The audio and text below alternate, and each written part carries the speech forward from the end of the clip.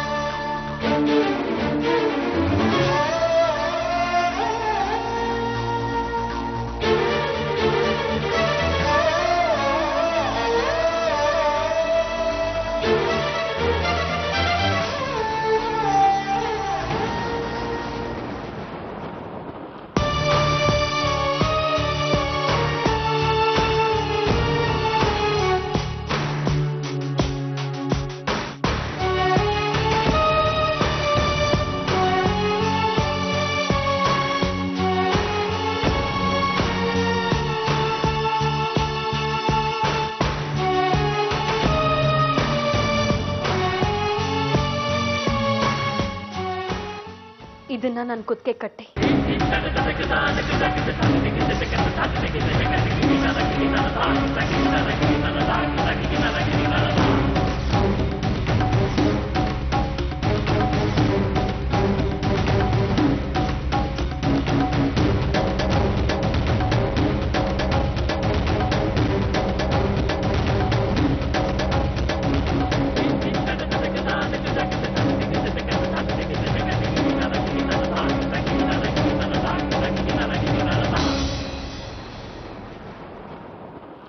ಏನಾಗಿದೆ ನಿಮಗೆ?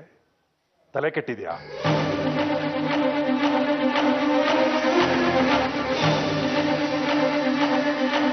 ನಾನ್ ಚೆನ್ನಾಗಿ ಯೋಚನೆ ಮಾಡಿನೇ ಹೇಳ್ತಾ ಇರೋದು. ಸಂಗೀತ, ದುಡುಕಿ ನೀವು ನಿರ್ಧಾರ ತಗೊಳ್ತಾ ಇದ್ದೀರಾ. ದಯವಿಟ್ಟು ಆವೇಶಕ್ಕೆ ಒಳಗಾಗ್ಬೇಡಿ. ಇಲ್ಲ ಆನಂದ್, ಆ ದೇವ್ರೆ ತೋರಿಸಿರೋ ದಾರಿ ಇದು. ನನ್ನ ನಿರ್ಧಾರದಿಂದ ಹಿಂಜರಿಯುವಂತ ಪ್ರಶ್ನೆನೇ ಇಲ್ಲ. ಬೇರೆ ದಾರಿ ಇಲ್ಲ. ನೋಡಿ, ನನ್ನ ಮಾತನ್ನ. ನಾನು ಯಾರು ಏನು ಅನ್ನೋ ಅರಿವಿದ್ಯಾ ನಿಮಗೆ? ನಿಮ್ಮ ತಂಗಿ ಸಿತಾರಾಗ ಮಾವ ಅಂದ್ರೆ ನಾನು ಅವಳಿಗೆ ತಂದೆ ಸಮಾನ. ಅಂದ್ಮೇಲೆ ನಿಮಗೂ ಅಷ್ಟೇ, ನೀವು ನನಗೆ ಮಗಳು ಸಮಾನ. ಅಂಥದ್ರಲ್ಲಿ ನಾನು ಇಂಥ ಹೀನ ಕೆಲಸ ಮಾಡ್ತೀನಿ ಅಂತ ಹೇಗ್ರಿ ಅಂದ್ಕೊಂಡ್ರಿ? ನಿಮ್ಮ ಈ ಮಾತು ಕೇಳೋದಕ್ಕಿಂತ ನನ್ನ ಉಸಿರು ನಿಂತು ಹೋದ್ರೆ ಅದೇ ಎಷ್ಟೋ ವಾಸಿ. ನನ್ನ ಬಿಸ್ನೆಸ್ ಪಾತಾಳಕ್ಕೆ ಬಿದ್ದು ಹೋದ್ರು ಸರಿ, ಇಂಥ ಅಸಹ್ಯದ ಕೆಲಸ ನಾನು ಮಾಡೋದಿಲ್ಲ. ಹೋಗು, ಮೊದಲು ತಗೊಂಡೋಗಿ ಆ ಅರಿಶನ್ ಕೊಂಬನ್ನ ದೇವ್ರ ಮೇಲೆ ಇಟ್ವಾ. ನನ್ನ ಮೇಲಿನ ಗೌರವಕ್ಕೋಸ್ಕರ ಇಂಥ ಮೂರ್ಖ ನಿರ್ಧಾರಗಳನ್ನು ತಗೋಬೇಡ ನೀನು. ನಾನ್ ಮೂರ್ಖ ನಿರ್ಧಾರಗಳನ್ನ ತಗೊಂಡಿಲ್ಲ, ಚೆನ್ನಾಗಿ ಯೋಚನೆ ಮಾಡಿನೇ ಈ ನಿರ್ಧಾರಕ್ಕೆ ಬಂದಿರೋದು.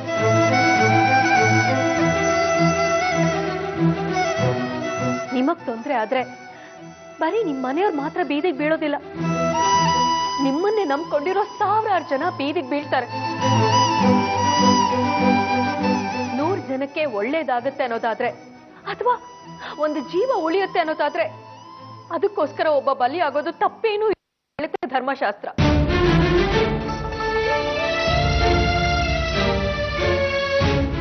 ಅಂಥದ್ರಲ್ಲಿ ಬರೀ ನನ್ನ ತಂಗಿ ಜೀವನ ಅಷ್ಟೇ ಅಲ್ಲದೆ ಸಾವಿರಾರು ಕುಟುಂಬಗಳ ನೆಮ್ಮದಿಗೋಸ್ಕರ ನನ್ನೊಬ್ಬಳ ಬದುಕನ್ನ ನಾನು ತ್ಯಾಗ ಮಾಡ್ಬೇಕು ಅನ್ನೋದಾದ್ರೆ ನಿಜಕ್ಕೂ ನಾನು ಅದೃಷ್ಟವಂತೆ ಅಂತಾನೆ ಅನ್ಕೊಳ್ತೀನಿ.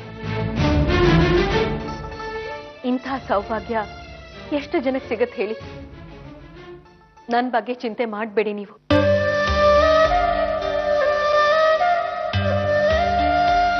ಮನುಷ್ಯನ ಜೀವನ ಸಾರ್ಥಕತೆ ಪಡೆಯೋದು ಅದು ಅವನು ನೋಡೋ ದೃಷ್ಟಿಕೋನದಲ್ಲಿರುತ್ತೆ. ನಾನು ನಿಮ್ಮನ್ನ ಮದುವೆ ಆಗೋದಕ್ಕೆ ಸಿದ್ಧವಾಗಿದ್ದೀನಿ. ಪವಿತ್ರ ಮಾಂಗಲ್ಯದ ಪ್ರತಿರೂಪವಾದ ಈ ಅರಿಶಿಣದ ಕೊಂಬನ್ನ ನೀವು ನನಗೆ ಕಟ್ಟಿ.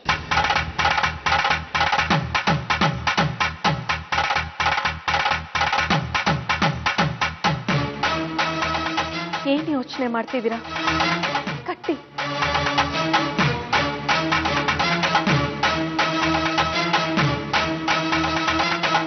ನೀನು 1000 ಹೇಳಿದ್ರು ಇದು ಸಾಧ್ಯ ಇಲ್ಲ. ನಾನು ಇದಕ್ಕೊಪ್ಪೋದಿಲ್ಲ. ಬರೀ ನನ್ನ ಬಗ್ಗೆ, ನನ್ನ ಜನರ ಬಗ್ಗೆ, ನನ್ನ ಮನೆಯವರ ಬಗ್ಗೆನೇ ಮಾತಾಡ್ತಾ ಇದೆಯಲ್ಲ. ನಿನ್ನ ಜೀವನದ ಬಗ್ಗೆ ನೀನು ಯಾವತ್ತಾದ್ರೂ ಯೋಚನೆ ಮಾಡಿದ್ಯಾ?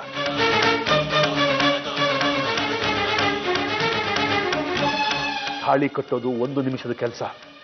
ಆ ನಂತರದ ಪರಿಣಾಮದ ಬಗ್ಗೆ ಯೋಚನೆ ಮಾಡಿದ್ಯಾ? ನನ್ನ ಬಗ್ಗೆ ಬಿಡು, ವಯಸ್ಸಾಯ್ತು, ಪರವಾಗಿಲ್ಲ. ಆದ್ರೆ ನಿನ್ನ ಬಗ್ಗೆ ಯೋಚನೆ ಮಾಡು. ನಿನ್ನ ಜೀವನ ಹಾಳಾಗಿ ಹೋಗುತ್ತೆ. ನೋಡಿದ ಜನ ಬಾಯಿಗೆ ಬಂದಾಗ ಮಾತಾಡ್ತಾರೆ.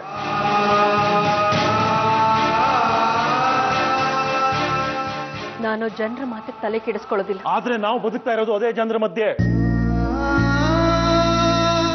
ಅವರ ಕ್ಷುದ್ರ ನೋಟ, ಚುಚ್ಚು ಮಾತುಗಳು ನಮ್ಮನ್ನು ತಟ್ಟದೇ ಇರೋದಿಲ್ಲ.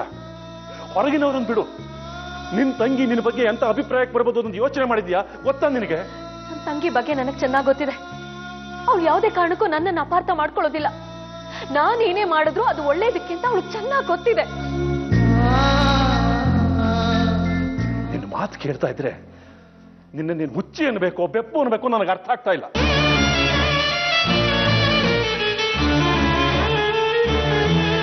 ಪ್ರಪಂಚ ಜ್ಞಾನನೇ ಇಲ್ಲದೆ ಇರೋಳು ನೀನು. ಒಳ್ಳೆತನನೇ ಜೀವನ ಅನ್ಕೊಂಡು ಬದುಕ್ತಾ ಇರೋಳು. ಆದ್ರೆ ಎಲ್ರು ನಿನ್ನ ಹಾಗೆ ಯೋಚನೆ ಮಾಡ್ತಾರೆ ಅನ್ಕೊಂಡಿದ್ಯಾ? ನಾವು ಒಬ್ರಿಗೆ ಒಳ್ಳೇದ್ ಬಯಸಿದ್ರೆ ನಮಗೂ ಒಳ್ಳೇದಾಗತ್ತೆ ಅನ್ನೋ ಮಾತಲ್ಲಿ ನಂಬಿಕೆ ಇಟ್ಟಿರೋಳು ನಾನು. ಆದ್ರೆ ಇವತ್ತಿನ ವಾಸ್ತವನೇ ಬೇರೆ ಇದೆಯಮ್ಮ. ಒಳ್ಳೆಯವರು, ಒಳ್ಳೇದನ್ನ ಮಾಡೋರು ದಿನ ದಿನಕ್ಕೆ ಕುಸಿದು ಹೋಗ್ತಾ ಇದ್ದಾರೆ.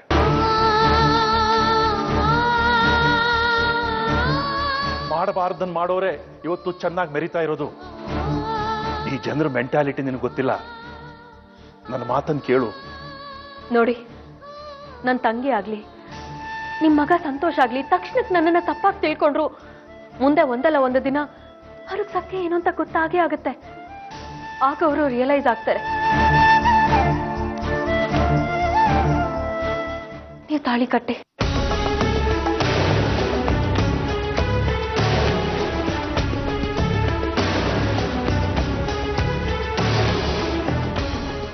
ಬೇಡಮ್ಮ, ಬೇಡ. ಇಂಥ ಘೋರ ಕೃತ್ಯ ನನ್ನಿಂದ ಮಾಡಿಸ್ಬೇಡ. ನಿನಗೆ ತಾಳಿ ಕಟ್ಟಿ ನಾನು ಯಾವ ನರಕಕ್ಕೆ ಹೋಗ್ಲಿ? ಕನಸಿನಲ್ಲೂ ಇಂಥ ನೀಚ ಕೃತ್ಯನ ಯೋಚನೆ ಮಾಡಕ್ಕೂ ಸಾಧ್ಯ ಇಲ್ಲ. ಬೇಡಮ್ಮ, ಬೇಡ. ಇಂಥ ಯೋಚನೆ ಬಿಟ್ಬಿಡು.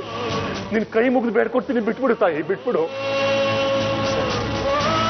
ಸಮಾಧಾನ ಮಾಡ್ಕೊಳ್ಳಿ, ದಯವಿಟ್ಟು ಸಮಾಧಾನ ಮಾಡ್ಕೊಳ್ಳಿ.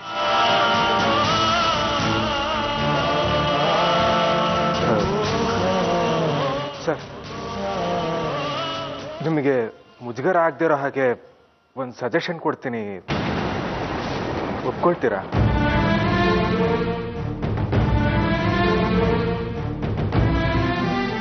ಸಂಗೀತ ಅವರು ನಿಮ್ಮ ಹೆಂಡತಿಯಾಗಿ ಬಂದರೆ ತಾನೇ ಪ್ರಾಬ್ಲಮ್ಮು, ಮಗಳಾಗಿ ಬಂದರೆ?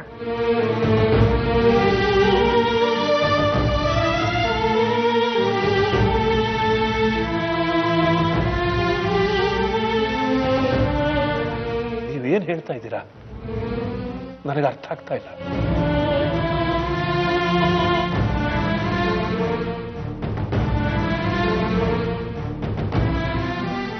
ನಾನು ಸಂಗೀತನ ಮದುವೆ ಆಗ್ತೀನಿ.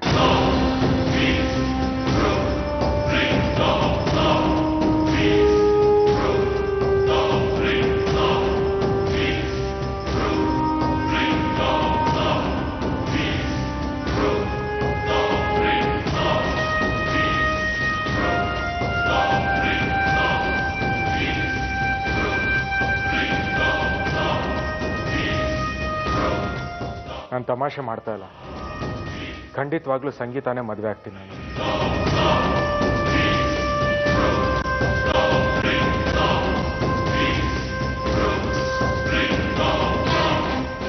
ಆನಂದ್, ನೀವೊಬ್ಬ ಡಾಕ್ಟರ್ ಆಗಿ ಯೋಚನೆ ಮಾಡಿ, ಹುಚ್ಚುಚ್ಚಾಗಿ ಏನೇನೋ ಮಾತಾಡ್ಬೇಡಿ.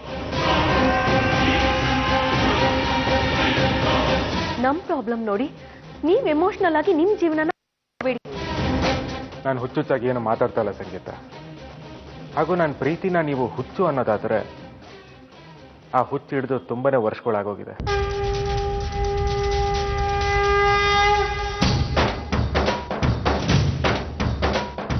ನಾನು ಈ ನಿರ್ಧಾರನ ಈ ಕ್ಷಣ ತಗೊಂಡಿದ್ದಲ್ಲ. ನನಗೆ ಬುದ್ಧಿ ತಿಳಿದಾಗ್ಲಿಂದ ನನ್ನೊಳಗೆ ಓಡಾಡ್ಕೊಂಡಿದ್ದ ಕನಸು.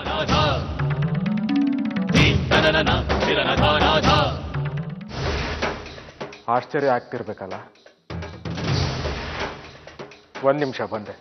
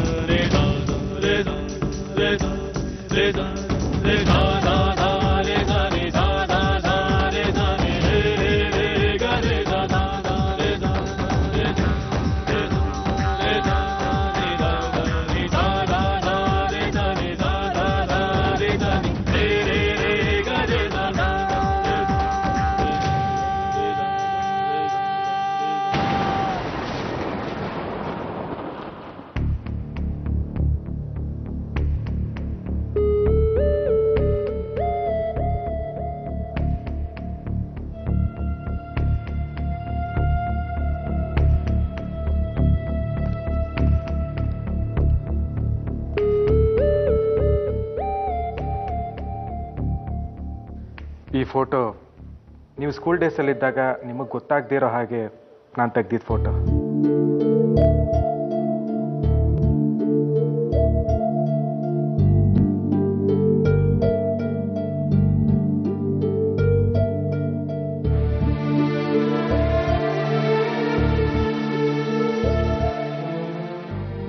ಈ ಫೋಟೋ ಫೇರ್ವೆಲ್ ಕೊನೆ ದಿನ ತೆಗ್ದಿದ್ದು.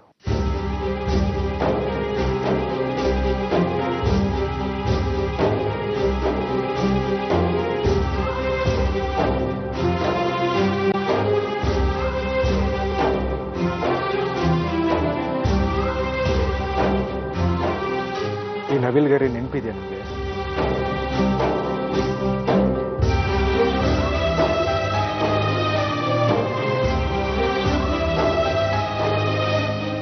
ಈ ನವಿಲ್ಗರಿನ ನೀವು ಯಾವಾಗಲೂ ನಿಮ್ಮ ಬುಕ್ಕಲ್ಲಿ ಇಟ್ಕೊಳ್ತಾ ಇದ್ರಲ್ಲ.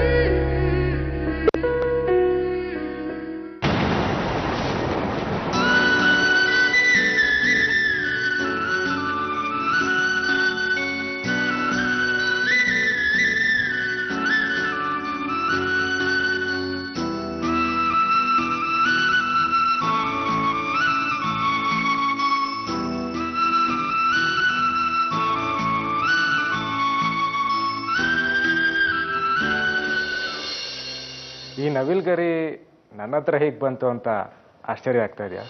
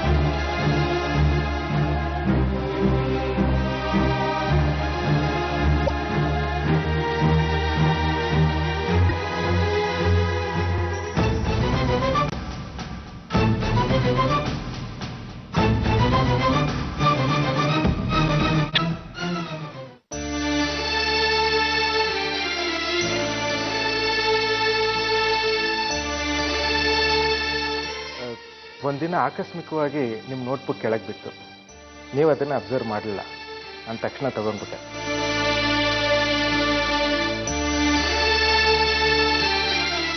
ಬೇರೆ ಏನಾದರೂ ಆಗಿದ್ರೆ ಕೊಟ್ಬಿಡ್ತಿದ್ನೋ ಏನೋ.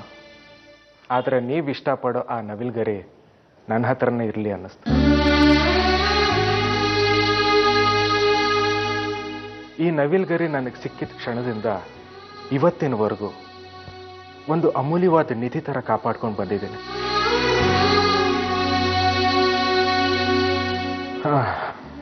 ಇಷ್ಟೆಲ್ಲ ಪ್ರೀತಿನ ಎದೆಲಿ ಇಟ್ಕೊಂಡು ಒಂದಿನನೂ ನಿಮ್ಮ ಹತ್ರ ಬಂದು ಎಕ್ಸ್ಪ್ರೆಸ್ ಮಾಡಲಿಲ್ಲ ಅಂತ ನಿಮಗೆ ಆಶ್ಚರ್ಯ ಆಗ್ತಿರ್ಬೋದು.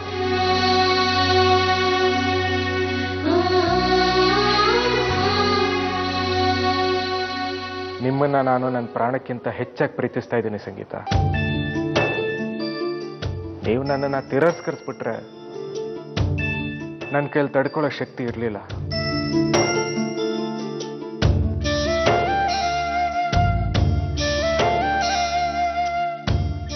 ಎಲ್ಲಿ ನಿಮ್ಮನ್ನ ಮಾತಾಡ್ಸೋ ಅವಕಾಶ, ಕಣ್ತುಂಬ ನೋಡೋ ಅವಕಾಶ ಕಳ್ಕೊಂಡ್ಬಿಡ್ತೀನೋ ಅಂತ ಭಯ ಆಗ್ತಾ ಇದೆ.